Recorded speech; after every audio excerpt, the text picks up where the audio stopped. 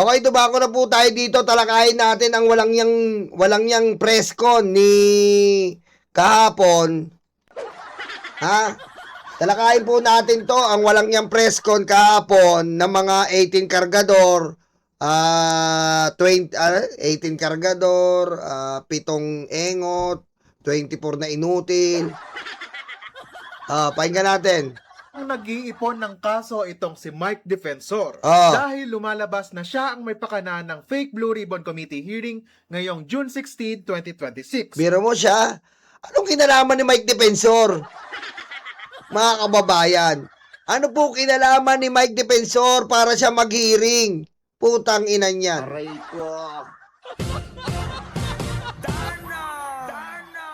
Anong kinalaman ni Mike Defensor? Diba? Wala pong visa yan si Mike Defensor. Bakit po?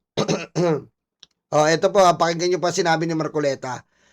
Thank you for serving, ayan po thank you for serving as acting chairman of the Senate Blue Ribbon Committee, Mike Defensor. Thank you for training 18 heroic Marines. Mas maaasahan ka pa kaysa kay Pia. Aba, nagsisihan pa. Aray ko.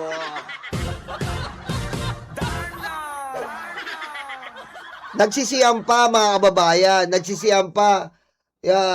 Ayan po sabi ni Marcoleta, acting chairman Senate Blue Ribbon, Mike Defensor. Aray ko. Ganun po ba yan? Hindi senador, acting chairman ng Blue Ribbon? Aray ko. Alam nyo, ba't po napili si Mike Defensor? Kasi po, siya ang may-ari ng Blue Hotel kung saan doon nag-iiyutan ang mga puday.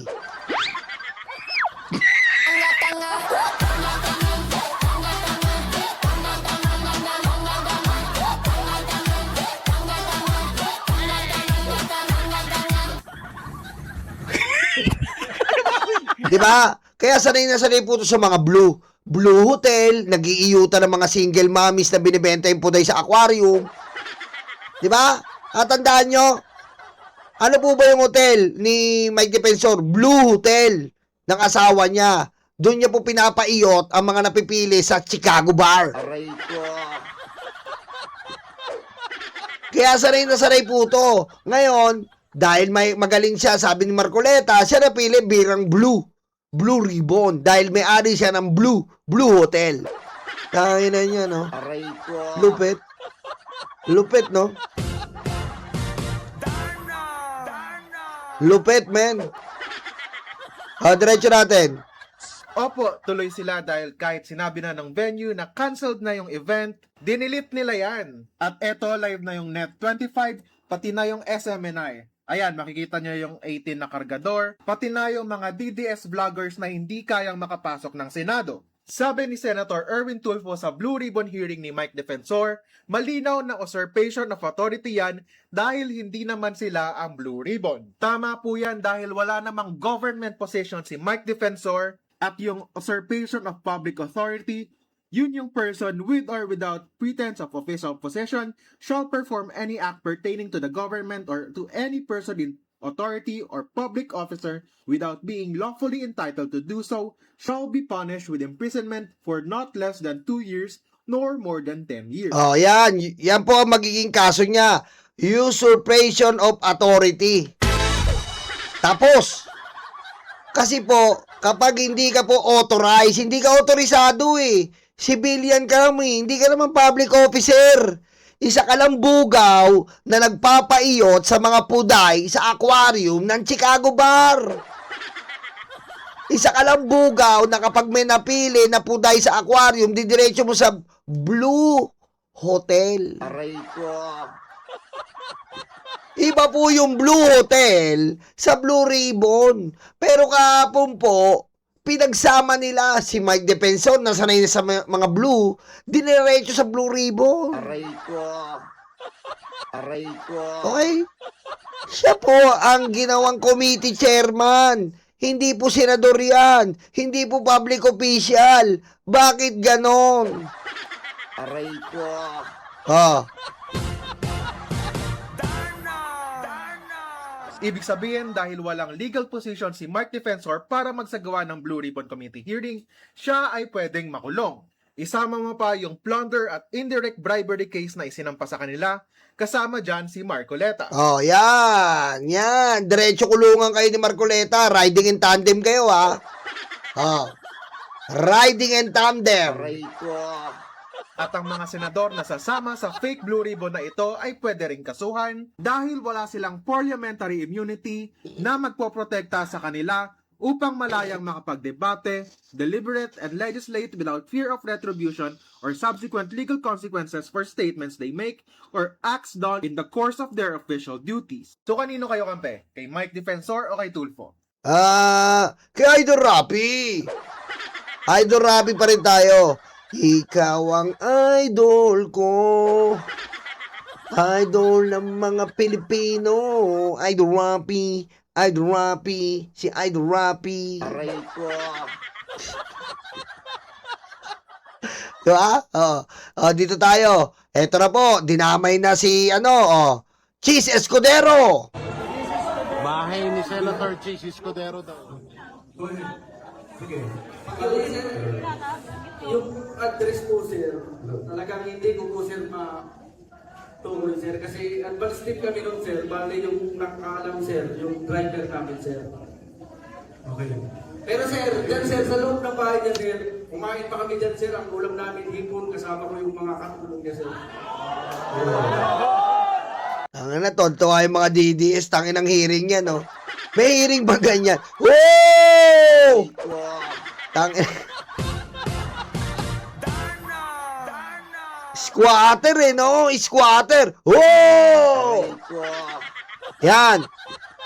Dahil bumaligtad po si Cheese, sinama na si Cheese. Oh. Dahil si Erwin Tulfo ang Blue Ribbon, sinama na si Erwin Tulfo. Ngayon, si Erwin Tulfo, sabi niya, hindi ako maghahawak, si Kiko Pangilinan, sinama na rin si Kiko. Aray ko. Mga tarantado.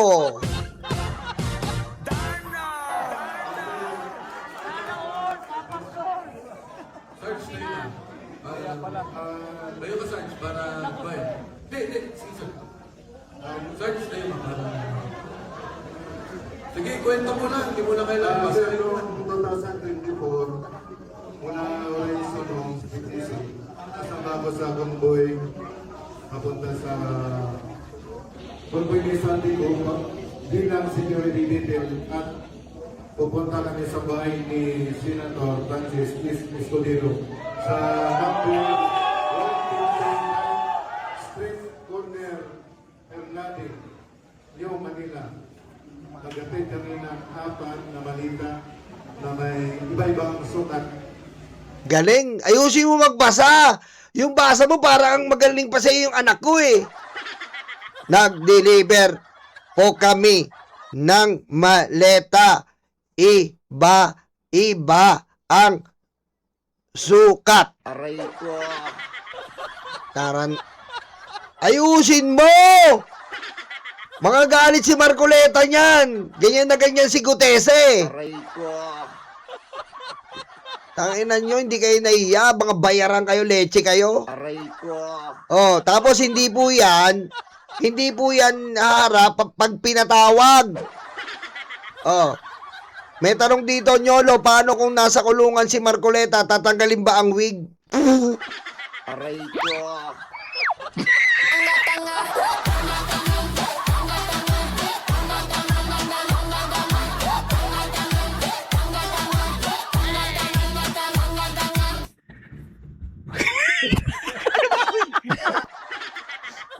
Magandang tanong yan, pag pumunta si Marcoleta doon at automatiko po tatanggalin ang wig.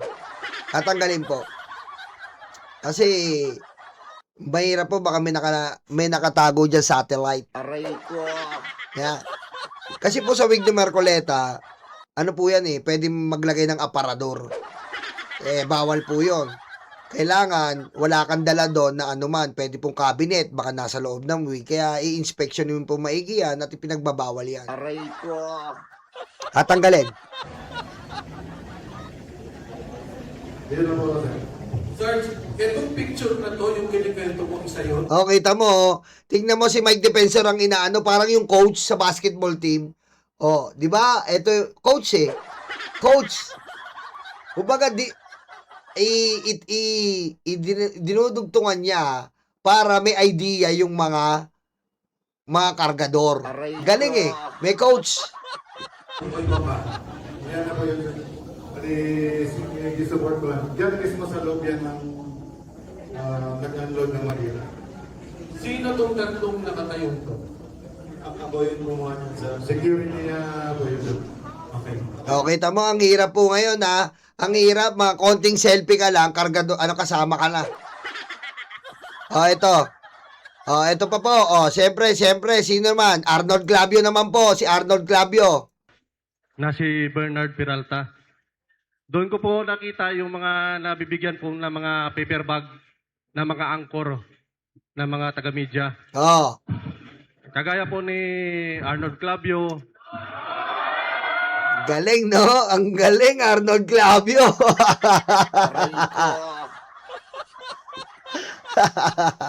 Bakit po dinamay si Arnold Clavio? Kasi po ganito ang istorya. Si Arnold Clavio po, may programa sila palagi. Kasama niyang isang babae, si Connie Season. Si Connie Season po at si Arnold Clavio ay napagtanungan po si Lacson. At nagtrending po yung interview ni Arnold Clavio at Lacson. At ginisa nga doon yung 18 kargador. Ngayon, dinamay na. Dinamay na po. Aray ko. Galing, di ba? Dinamay na. Okay? Dinamay na. Galing. O, diretso.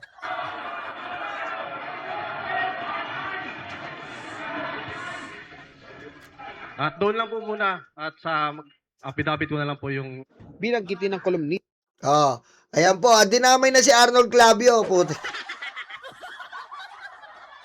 'Di ba? Pero hindi nila dinamay yung Peanut Gallery na tumanggap ng milyon-milyon. Aray ko. Tarantado. Oh.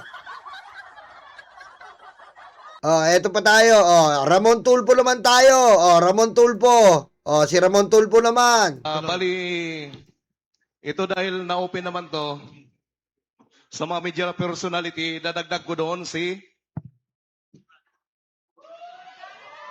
Puta, ang galing eh, no? Dadagdag ko doon si, parang namimitas eh, no?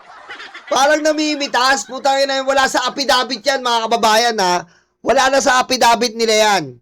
Wala po sa affidavit nila yan. Dagdag na naman. Bawas Loren, dagdag Arnold, dagdag Ramon Tulfo, dagdag Chis Escudero. Pwede pala yun, no? Sa affidavit mo, dagdagan mo. Aray ko. Tangina. Diba? Putang ina niya, dadagdagan mo yung sinabi mo, hindi mo naman yung sinulat o nilagay sa affidavit. Ang galing! Aray ko. Ang galing! Ibang klase! Aray ko. Oh. Ramon Tulfo. Putik, galon-galon lang, o Ramon Tulfo! Ah. Si Ramon Tulfo po, bakit nadamay? Si Ramon Tulfo po, ang mga post niya ay niyayari po ang mga 18 kargador. At bukod pa doon, siyempre, kapatid po ni Erwin at Idol Rapi. Kaya po dinamay, ayan ha, kaya po dinamay ng mga hayop na to, sino? Si Ramon Tulfo. Alatang-alata po, pwede po ba yan, mga babayan, pwede po ba yan? Diba? Nagpapasa ka ng affidavit niyan. Ang affidavit mo, kung ano ang pinasa mong affidavit, yun lang ang paniniwalaan dahil yun ang sinumpaang salaysay. Sinumpaang salaysay po yun. Yung mga binabanggit nito mga putang inan to, hindi po sinumpaang salaysay to. Kailangan nyo paniwalaan itong mga putang inan tong kargador na to. Aray ko. Ano yan? Ano yan? Selective. Para ka namimitas sa puno. Kung anong mapitas mo, yun ang babanggitin mo. Tarantado ba kayo? Aray ko.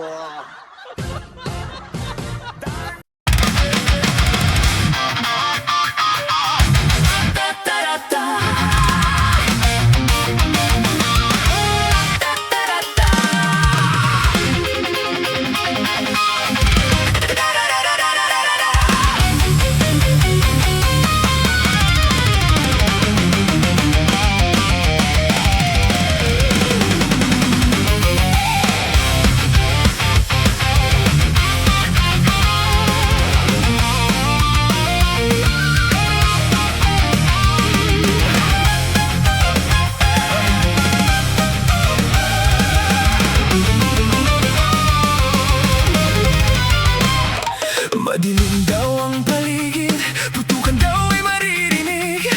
Takot sa kanilang mata, ikaw ay madadala. Huwag kang palinlang kaibigan, udas na 13 yan. Sinira nila ang Senado, sobrang ganit mga ito. Hindi nyo na maloloko mga Pilipino. Gising na gising kami sa kabobohan nyo. Di bumenta ang pelikula, pati ang drama. Sa sobrang kapal ng mukha, nangungumusta pa. Hindi nyo na maloloko mga Pilipino. Gising na gising kami sa kabobohan nyo. Di bumenta ang pelikula, pati ang drama. Sa sobrang kapal ng mukha, nangungumusta pa.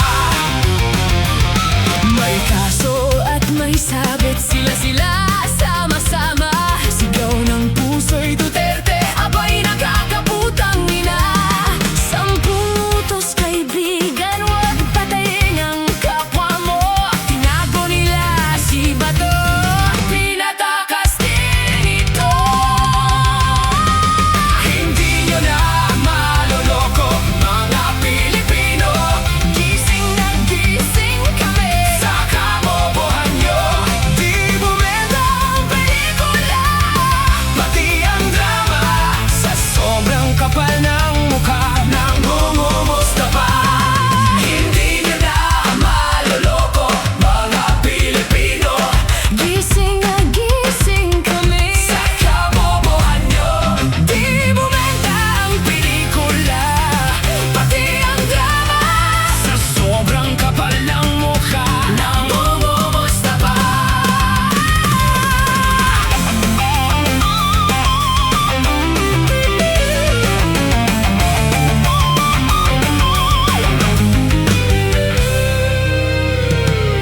Madudumi ang taktika para lang kay Sara. Taong bayan hindi